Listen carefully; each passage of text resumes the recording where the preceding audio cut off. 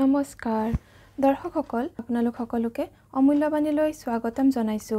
আজিৰ ভিডিঅ'টোৰ বিষয় হৈছে ৰাতিপুৱাই আকক এই বিশেষ যন্ত্ৰ আৰু দেখিবলৈ পাব অলপ দিনৰ ভিতৰতে আপোনাৰ জীৱনলৈ অহা বিশেষ পৰিৱৰ্তনবোৰ।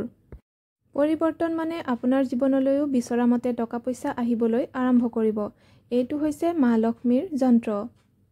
প্ৰতিদিনে ৰাতিপুৱা শুই উঠি আপুনি যেতিয়াই সময় পায় তেতিয়াই দিনটোৰ কাম আৰম্ভ কৰাৰ আগতে এই যন্ত্ৰটো যিকোনো কাগজত সেউজীয়া বা ৰঙা ৰঙেৰে আঁকিব এইদৰে, আৰু আপুনি আঁকিব লাগিব 15 বাৰ। 15 বাৰ কিন্তু আঁকিবই লাগিব।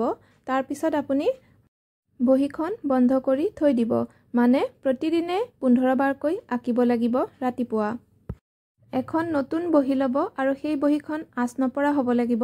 তাতেই আপুনি এইদৰে প্ৰতিদিনে 15 বাৰকৈ এই চিত্ৰটো মানে যন্ত্ৰটো ড্ৰ কৰিব, আঁকিব, তাৰপিছত থৈ দিব। আৰু যেতিয়া বহীখনৰ কাগজবোৰ মানে সম্পূৰ্ণ শেষ হৈ যাব লিখাৰ পিছত, তেতিয়া আপুনি সেইখন ঘৰৰ কোনো এঠাইত ভালদৰে ৰাখি দিব। আকৌ নতুনকৈ এখন বহি লৈ কৰিবলৈ আৰম্ভ কৰিব।